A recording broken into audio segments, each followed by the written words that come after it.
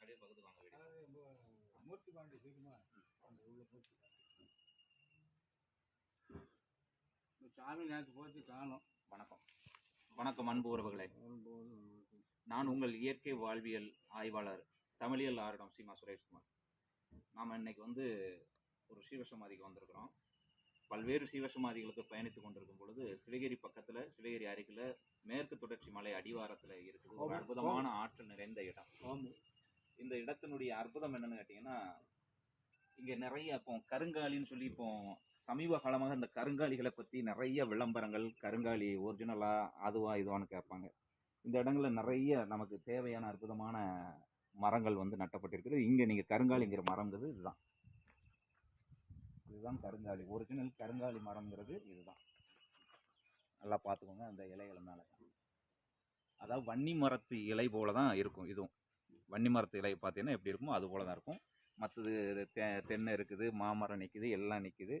அதே மாதிரி பார்த்தீங்கன்னா பல்வேறு மரங்கள் இருக்குது. நவகிரக தத்துவத்தை குறிக்கக்கூடிய இடத்த உள்ள என்னென்ன மரம் பார்த்துக்கணும். அதே மாதிரி அதில் ஒன்று இருக்குது கருங்காலி, இந்த இருக்கு இல்லையா, இதுவும் கருங்காலி மரம் தான். அது கொஞ்சம் பெரிய, அதாவது என்னென்னா வயது முதிர்ந்ததுன்னு கூட சொல்லலாம். இது இப்போ தான் குழந்தை பருவத்தில் இருக்குது. இப்படித்தான் இது இன்னும் பெரிய தடிமானமாக வந்ததுக்கப்புறம் தான் இதிலிருந்து பல்வேறு ஆற்றல்களை நம்மளால் எடுத்துக்கொள்ள முடியும். நல்லா பார்க்க கருங்காலி மரம். இது நம்ம பார்க்கறது நாகலிங்கம். நாகலிங்கம்னு உங்களுக்கு நீங்கள் கேள்விப்பட்டிருப்பீங்க. இதுதான் நாகலிங்க மரம், இதுதான் நாகலிங்க பூ. இந்த பூவை பாருங்கள் எவ்வளோ அற்புதமாக இருக்குன்னு. கொஞ்சம் ஜூம் பண்ணி காமிங்க. இதுதான் நாகலிங்க பூ. இது நாகலிங்க மரம்ங்கிறது. இது எப்படின்னா ஒரு தனியார், அதாவது என்னன்னாக்க ப்ரைவேட்டாக ஒரு நல்ல மனிதர்கிட்ட இருக்கக்கூடிய இடத்திற்குள், விவசாய நிலத்திற்குள் தான் இந்த சீவசமாதி அமைந்திருக்கிறது. நீங்கள் யார் எப்போ வேணாலும் வரலாம், தியானம் பண்ணலாம். 7 ஆண்டுகள் எல்லாருக்கும் 7 தலைமுறைகள் கடந்து இந்த இடத்துல இந்த சீவசமாதி மிக சிறப்பாக செயல்பட்டு கிட்டத்தட்ட 4 ஏக்கர் விவசாய நிலத்திற்குள் இது செயல்பட்டு கொண்டிருக்கிறது. யார் வேணாலும் எப்போ வேணாலும் வரலாம், தியானம் பண்ணலாம், சாமியை வணங்கிட்டு போகலாம். எந்த விதமான தடையும் இல்லை. பௌர்ணமி அமாவாசைக்கு சிறப்பு பூஜைகள் நடக்குது. பௌர்ணமி அமாவாசைக்கு இங்கே அன்னதானமும் நடக்கிறது. இவர் தான் ஐயா தான் இப்போதைக்கு தற்காலிகமாக இதை பாதுகாத்துட்டு வர்றவர். இங்கே எப்போதும் பார்த்துக்கிட்டு பூசாரி வெளியில் போயிருக்கிறாரு. இவர் பூசாரியோட உதவியாளராக இங்கே இருந்து கொண்டிருக்கிறார். உள்ளூர் நபரை சார்ந்தவர். எனவே அன்பு உறவுகளே, இதுக்கு அடுத்து நம்ம அடுத்தடுத்த சமாதிகளுக்கு போக இருக்கிறோம், ஸ்ரீவ சமாதிகளுக்கு. இது நம்ம இப்போ வந்திருக்கிறது 3வது இடம் தானே. 3வது இடத்துக்கு நம்ம இப்போ வந்திருக்கோம். இதுக்கு அடுத்து ஒரு ஸ்ரீவ சமாதி இருக்குது, அதை பற்றி நம்ம போடுவோம். மகிழ்ச்சி, வாழ்க வளமுடன்.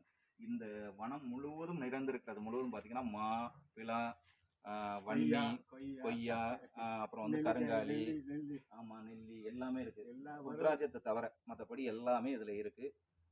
நவகிரகத்தையும், அதாவது நவகிரக தோஷம் உள்ளவங்க உட்கார்ந்து தியானம் பண்ணுற அளவுக்கு இங்கே எல்லா இதுவுமே இருக்குதுன்னு வச்சுக்கோங்களேன். மகிழ்ச்சி, வாழ்க வளமுடன். சுகமே சொல்லுங்கள். நல்லது.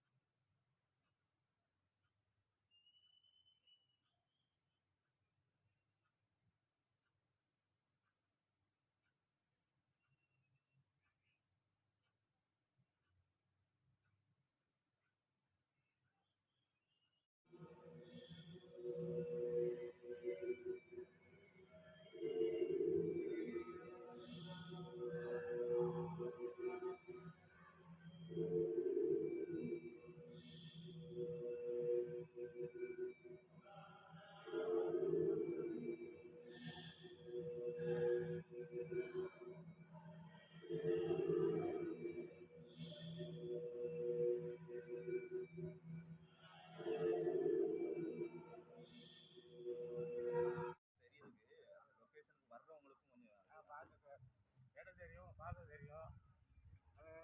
2 நாளில் விடிய ஓடிக்கிட்டு இருக்கோம்.